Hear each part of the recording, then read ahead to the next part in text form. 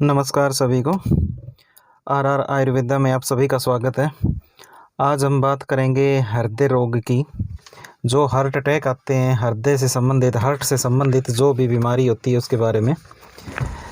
देखो, आजकल हृदय के रोग हैं, हार्ट के जो रोग हैं वो अत्यधिक बढ़ गए हैं।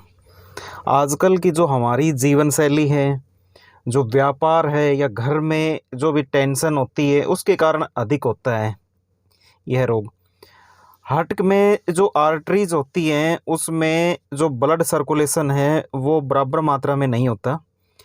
धमनियों में जो आर्टरीज हैं उनके अंदर रुकावट आ जाती है और उसी के कारण यह रोग है वो अधिकांश होता है। इसमें क्या होगा कि अचानक से हृदय में दर्द होता है। शुरू में तो यह धीरे धीरे होता है और बाद में बढ़ता जाता है। दिल की जो धड़कन है, हार्ट बीट है, वो बढ़ जाती है। तो इसको दूर करने के कुछ घरेलू नुस्खे हैं, वो उनका जिक्र करते हैं। देखो, अगर हार्ट में जो ब्लॉकेज है वो 70% तक है तो वो सामान्य स्थिति है। लेकिन यदि 75%, 80%, 85% होने की स्थिति में यह चिंता का विषय है। इसमें करेंगे क्या? आप डॉक्टर के पास जाएंगे, क्या करेंगे? एंजियोप्लास्टी। एंजियोप्लास्टी में क्या होगा कि एक बॉल पेन जैसी एक स्प्रिंग होती है, उसको दवा लपेट कर जो आर्टरी है उसके अंदर डाला जाता है, जिसका बिल है वो लाखों में होता है। यह स्प्रिंग डालने के बाद कुछ समय के अंतराल पर उसके आगे पीछे फिर से क्या हो जाएगा? कचरा जमा हो जाएगा। ब्लॉकेज होने की जो टेंडेंसी है जब तक हमारे रक्त में रहेगी तब तक यह स्थिति बार बार रहेगी। तो आज का डॉक्टर भी जान लेता है कि, और पैसा भी लेता है, जो भी है आज का जो डॉक्टर है वो जान भी लेगा और आपके पैसे भी लेता है। एक आर्टरी में 2 से 3 एंजियो हो पाती है, इससे ज़्यादा नहीं हो पाती है। इसके बाद क्या करते हैं? सर्जरी की स्थिति आती है।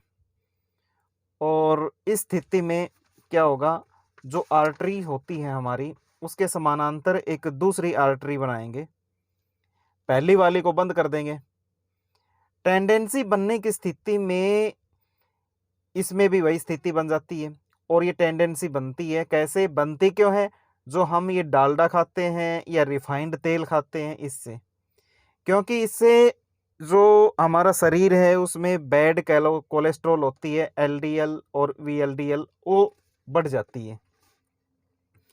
देसी गाय का घी है वो खाने से खराब कोलेस्ट्रॉल है वो नहीं बनती है। तेल जितना गाढ़ा होगा ना उतना अच्छा होता है। तो इसलिए तेल है वो गाढ़ा होना चाहिए। और दूध की स्थिति होती है कि जितना पतला होगा वो उतना अच्छा होता है। तो तेल है वो हमेशा क्या होना चाहिए? गाढ़ा होना चाहिए। और दूध है वो क्या होना चाहिए? पतला होना चाहिए। हमेशा देसी गाय का ही दूध है वो पिए। देसी गाय का घी खाने से कभी भी खराब कोलेस्ट्रॉल है वो नहीं बढ़ता है। तो छिलके वाली दाल और छिलके वाली सब्जी, इनको अधिक खानी चाहिए। इससे क्या होता है? कोलेस्ट्रॉल है वो घटता है। खाना बनाते समय फल और सब्जियां होती है, उनको उनके जो छिलके हैं वो कभी भी नहीं उतारें। इनमें प्रोटीन होता है, फाइबर की मात्रा अधिक होती है। और जो चावल खाएं, दाल खाएं, वो बिना पॉलिश किए हुए खाएं। दाल खाएं वो छिलके सहित दाल खाएं। रोटी खाएं वो मोटे अनाज की खाएं। मोटे अनाज में क्या क्या आता है? जो ज्वार, बाजरा, मक्का, चना, रागी, ये आते हैं। गेहूं और चावल को अवॉइड करें। जब इनका आटा हो तो उसको छलनी से छालना नहीं चाहिए। इनको छालना नहीं चाहिए कभी भी। तो जो जितना मोटा अनाज होगा हृदय रोग की दृष्टि से वो सबसे अच्छा होगा। क्षारीय वस्तु खाएं, नियमित रूप से खाएं क्षारीय वस्तु। क्षारीय वस्तु क्या क्या होती है? आंवला हो गया, एलोवेरा जूस हो गया। एलोवेरा के जो फ्रेश पत्ता काट करके, छील करके सिर्फ गुद्दा चबा कर खाएं। एक दिन में आप 10 से 15 ग्राम तक खाएं, इससे ज़्यादा न खाएं। एलोवेरा एलोवेरा के छिलके उतार देने चाहिए, क्योंकि जो छिलके होते हैं वो पचने योग्य नहीं होते हैं। देखो, हमारे शरीर में ब्लॉकेज बनने की टेंडेंसी है, तो जो ब्लॉकेज है उसको निकालने की भी तो टेंडेंसी है ना। तो आपातकाल जो भी इमरजेंसी की स्थिति है, आपातकाल की स्थिति है, उसमें 99% मरीजों में अपने आप बाईपास होता है। भगवान ने हमारे शरीर में ऐसी व्यवस्था बनाई है कि हर एक आर्टरी के समानांतर एक अतिरिक्त आर्टरी रहती है। हार्ट फेल होने की स्थिति में ही ये अपने आप होने वाला जो बाईपास है वो नहीं होता है।